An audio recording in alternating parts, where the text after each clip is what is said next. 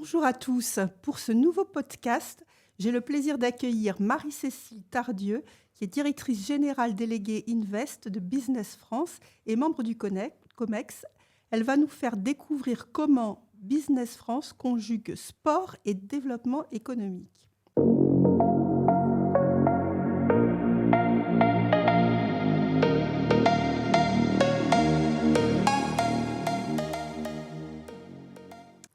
Alors, Business France est un organisme public qui est sans doute pas mal connu des industriels, peut-être un peu moins du grand public. Et pour ma part, je sais que vous avez la double mission d'améliorer les performances de nos entreprises à l'export et d'attirer davantage d'investisseurs étrangers en France. J'ai donc une première question à vous poser, Marie-Cécile. Est-ce que vous pouvez nous donner un peu plus d'informations sur Business France ? Bonjour Sylvie. Business France, effectivement, est l'agence qui accompagne l'internationalisation de l'économie française, à la fois pour les PME, ETI qui ont besoin de trouver à l'étranger des voies d'expansion. Donc, nous accompagnons les exportateurs sur des pavillons, nous les conseillons sur les marchés sur lesquels ils pourraient trouver des débouchés. Personnellement, je m'occupe des sujets d'attractivité. Donc, dans mes équipes, nous allons à la rencontre des investisseurs. Nous faisons 5000 entretiens par an avec des investisseurs pour recueillir leur cahier des charges et orienter leurs projets vers la France où ensuite des agences régionales de développement les accompagnent pour pouvoir mettre en place les projets. Nous sommes aussi l'agence qui gère les volontaires internationaux en entreprise, qui est une opportunité incroyable pour les jeunes, à la fois pour avoir une première expérience à l'international, mais aussi pour accompagner les PME qui voudraient aller à l'étranger. Du coup, dans votre mission, vous êtes amené à visiter peut-être de nombreux pays. Alors, nous sommes présents à l'étranger, nous avons des bureaux à l'étranger. Et oui, nous accompagnons les entreprises quand elles vont sur des pavillons France. Et aussi, nous accueillons de nombreuses délégations étrangères, puisque l'export commence en France souvent. Donc, il est aussi très important de montrer les atouts de notre territoire aux investisseurs et aux entreprises donneurs d'ordre qui peuvent venir en France. Alors, dans son travail de soutien aux entreprises, Business France est amené à travailler avec les filières industrielles les plus diverses, je suppose, et sans doute avec les filières du sport. On ne soupçonne pas toujours, je crois, le tissu d'entreprises innovantes qui travaillent dans ce domaine, à la fois dans les infrastructures, dans l'événementiel, la restauration, mais aussi dans les équipements sportifs, les articles de sport, la sécurité, la mesure de la performance. C'est un marché qui est considérable, avec de nombreuses opportunités, pas seulement pour le tertiaire, mais aussi pour le secteur industriel. Aussi, dans le cadre du thème de notre podcast, la fabrique des champions, j'aimerais vous interroger plus spécifiquement sur une filière qui est la filière vélo, car je crois que vous avez travaillé pas mal sur ce sujet, et peut-être avec une première question sur les enjeux de cette filière vélo. Je crois que vous avez raison de dire que le sport peut se prendre dans de nombreux aspects, de nombreuses filières. Moi, j'ai tendance à dire, parce que j'aime beaucoup le sport, que le sport, c'est tout. Le sport, c'est tout le temps. Et le sport, c'est partout. Et le sport, c'est tout parce que c'est bien sûr les activités qui sont directement liées à l'activité sportive, mais c'est tout ce qui peut entourer la pratique sportive, que ce soit les équipements physiques, les équipements des personnes, et de plus en plus aussi les services, parce qu'on voit bien qu'il y a une innovation autour du sport, que ce soit l'expérience supporter, l'expérience sportive, l'expérience entertainment. Donc nous avons un champ du possible autour de ce qu'on peut appeler le sport qui doit être absolument pris en considération. Le sport, c'est plus de 2% du PIB, donc c'est vraiment un secteur qui doit absolument être une priorité. Alors la raison pour laquelle on a regardé le sujet du vélo, c'est que vous avez des politiques publiques qui encouragent les Français à faire du vélo. Vous avez même des politiques qui permettent de donner des chèques mobilité aux entreprises françaises qui encouragent leurs salariés à venir à vélo, mais on importe 80% de nos vélos. Donc il y a à la fois un besoin de relocaliser en France la filière vélo et aussi un besoin de considérer la filière cycle dans son intégralité. Donc il y a une dimension sport autour du vélo, mais il y a une dimension industrielle. La dimension sport, elle est prise à la fois par ce qu'on peut appeler le cyclisme de route, les grands événements sportifs que sont le Tour de France, mais aussi du sport urbain. Vous avez des nouvelles pratiques aujourd'hui de urban cycling qui s'exportent très bien à l'international. Vous avez notamment une discipline qui s'appelle le XCE, Eliminator, discipline de l'UCI. Vous avez un Français qui s'appelle Rémi Lafont qui va sur les marchés à l'international pour promouvoir cette discipline et organiser des événements. Et nous l'avions amené avec nous à l'exposition universelle de Dubaï, où nous avons, pendant la semaine dédiée au sport, présenté les atouts de la France dans les filières sportives.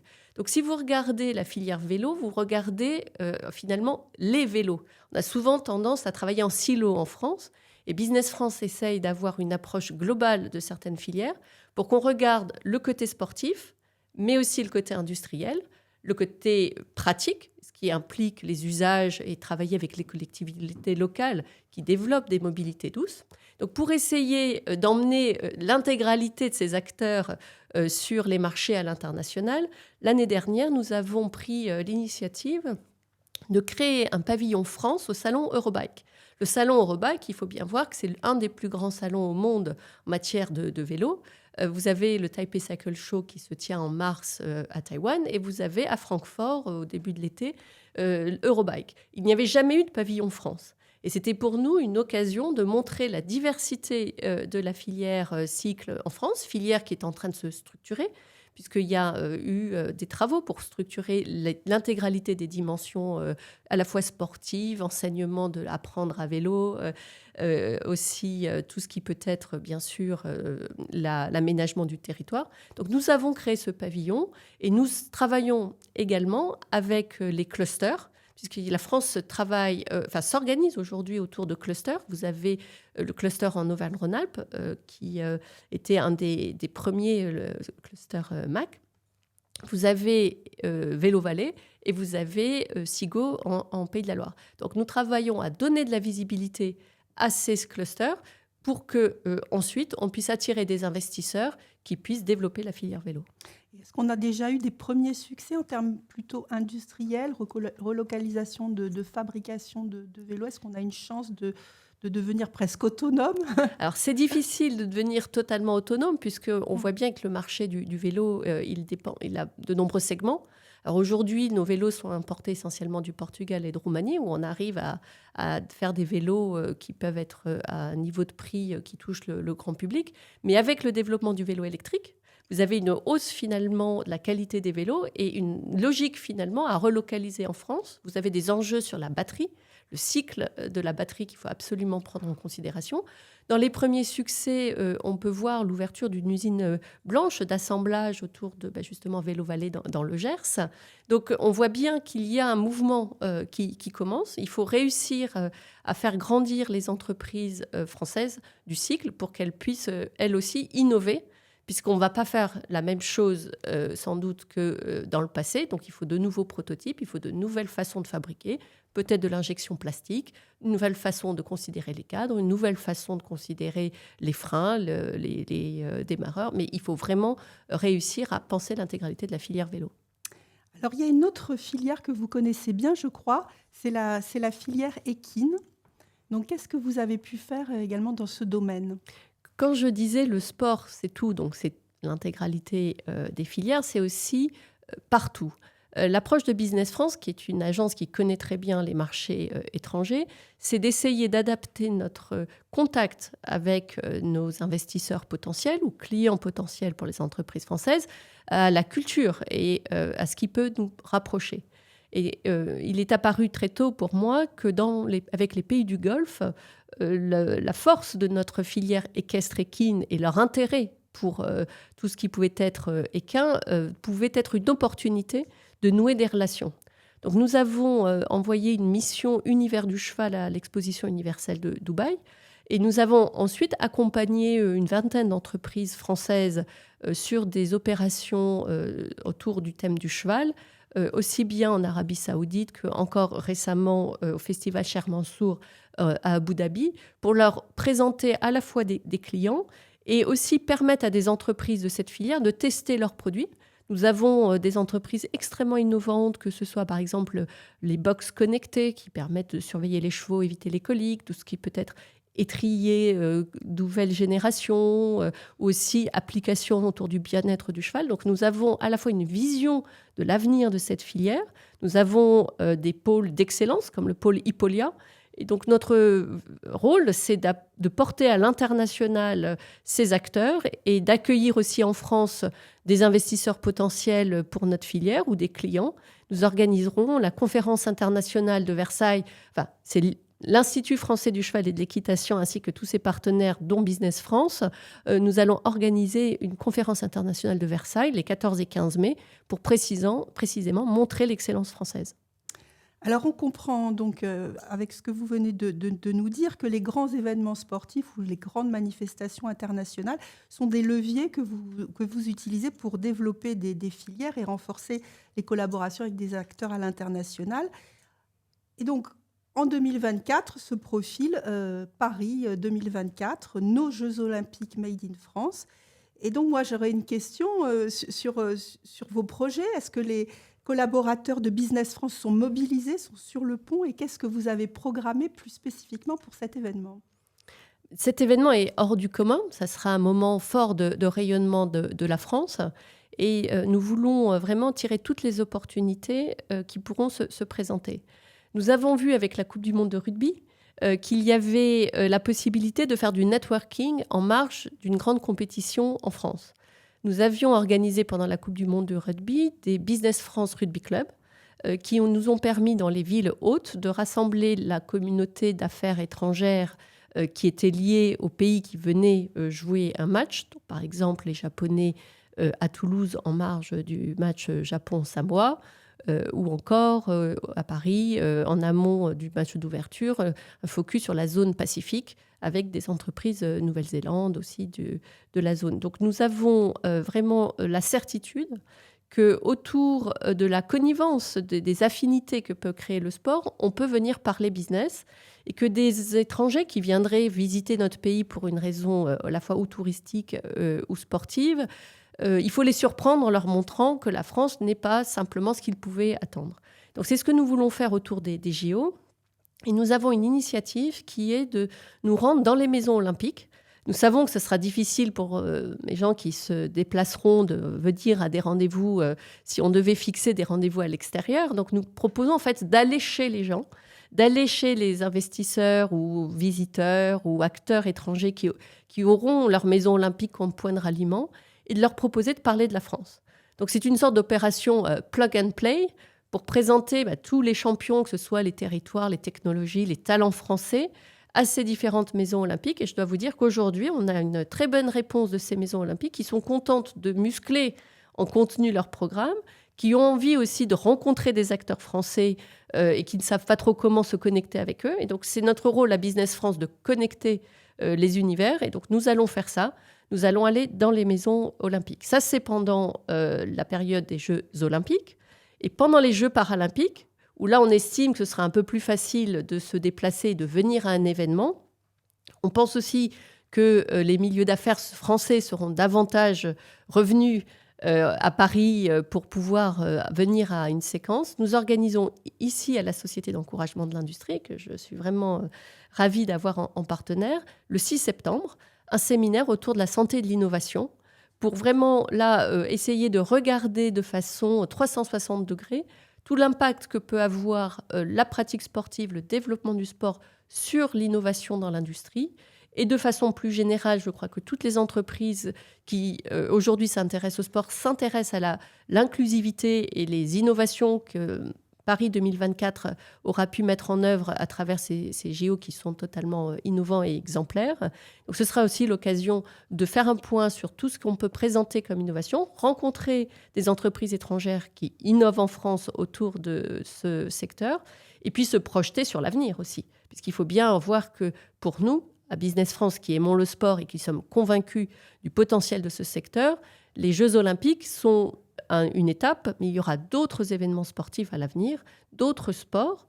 J'ai déjà en tête un certain nombre de sports qui, à mon avis, seront très, très porteurs de relations d'affaires ou de développement économique. Je pense notamment au badminton.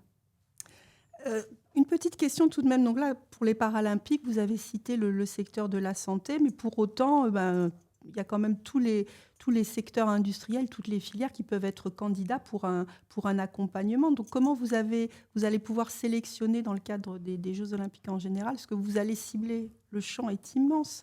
Est-ce que chaque pays va vous inspirer. Par exemple, vous allez prendre la Nouvelle-Zélande qui a une certaine problématique industrielle et vous adapter. Comment vous allez travailler avec ces pays? Tout à fait, il faut vraiment être à l'écoute des attentes des différents pays qui ne sont pas les mêmes et des attentes de nos entreprises. Nous avons des entreprises aujourd'hui qui sont très mobilisées pour essayer de se positionner sur les futurs grands événements sportifs à l'étranger. Vous avez des entreprises françaises qui souhaitent qu'on les accompagne pour pouvoir gagner des marchés sur les prochains Jeux à Los Angeles. Donc c'est notre rôle, notamment sur les grands marchés d'infrastructures ou ce type de marché, de connectivité ou autre, de pouvoir créer du lien entre nos entreprises et ceux qui vont venir assister aux JO pour pouvoir présenter leur technologie. Donc ça, c'est déjà un premier critère, identifier des marchés potentiels. Il y a de nombreux grands événements sportifs dans le monde qui seront intéressants pour nos entreprises. Donc ça, nous le faisons de façon régulière. Tous les ans, nous organisons les rencontres internationales des grands événements sportifs. Ce sont les RIGES. Cette année, ce sera le 23 mai à Business France, où nous invitons des donneurs d'ordre étrangers pour qu'ils puissent rencontrer l'expertise française. Donc le premier critère, c'est savoir où l'expertise française pourrait trouver des marchés pour se développer. Bien sûr, vous avez les Jeux de la jeunesse qui auront lieu prochainement. Vous avez des Jeux JO d'hiver ou d'autres séquences qui sont importantes. Le deuxième, bien sûr, critère, c'est de réussir à répondre à ce qui intéresse dans les différents pays qui peuvent être présents lors des JO pour pouvoir amener les compétences. Donc ces compétences, Business France en identifie quelques-unes. Mais on est bien sûr très, très heureux d'être ouvert à toutes les innovations qu'il pourrait être intéressant de valoriser. Vous avez, si on regarde la santé, il faut la regarder de façon très large. Si vous, par exemple, regardez tout ce qui peut être fait en mécanique, sur le paralympisme, vous avez des évolutions technologiques incroyables pour pouvoir équiper nos athlètes. Vous avez des entreprises comme Maxon, une entreprise suisse que je trouve admirable. C'est une entreprise qui fait le petit moteur de l'hélicoptère qui va sur Mars. Mais cette entreprise, c'est donc de la mécanique de très très haute précision. Elle est aussi engagée dans des processus industriels pour des prothèses ou autres dispositifs. Donc on est dans tous les secteurs potentiels, mais ce qui compte, c'est de voir où est la compétitivité de la France. Où sont les atouts de la France? Et très clairement, la France, elle est dans l'innovation, dans la pensée de ce que sera le sport futur. Et donc, c'est là-dessus que nous essayons de cerner où sont les meilleures compétences à l'international. Vous avez un autre exemple, Fujitsu, qui a développé, grâce à de la data et de l'intelligence artificielle, des dispositifs d'évaluation, de notation des gymnastes pour améliorer la qualité de l'arbitrage. Donc, ce genre d'innovation qui se fait dans des entreprises internationales, nous voulons nous assurer que pour l'avenir, ces entreprises investissent en France et ainsi nous apportent encore plus de développement dans des nouveaux secteurs porteurs d'avenir. J'aimerais terminer sur une question qui concerne l'avenir de notre société, c'est le changement climatique. Nous sommes en pleine saison de ski et on voit bien que ce sport est désormais en première ligne face au réchauffement climatique. On assiste à une fonte des glaciers, des manteaux neigeux qui se réduisent, des calendriers de compétition qui sont chamboulés. Alors, chez Business France, on vous interrogeait spécifiquement sur la filière ski, mais comment chez Business France vous intégrez ces enjeux de transition écologique ? C'est très clairement un enjeu majeur, à la fois pour Business France en tant qu'agence, mais aussi pour notre économie. La grande force que nous avons aujourd'hui, c'est que l'économie française est perçue comme une économie pionnière en matière de transition écologique. Nous avons vraiment la vision d'une transition qui va transformer l'économie et certaines entreprises étrangères nous disent aussi, on voit bien que la société française est en train de donner un peu les tendances à venir et quand on développe des produits de grande consommation, y compris dans les ambitions écologiques, on teste en France parce qu'après on sait que ça marchera. Donc la France, à travers le plan France 2030, les différentes réglementations que l'on va mettre en place pour les industries vertes, est très clairement leader.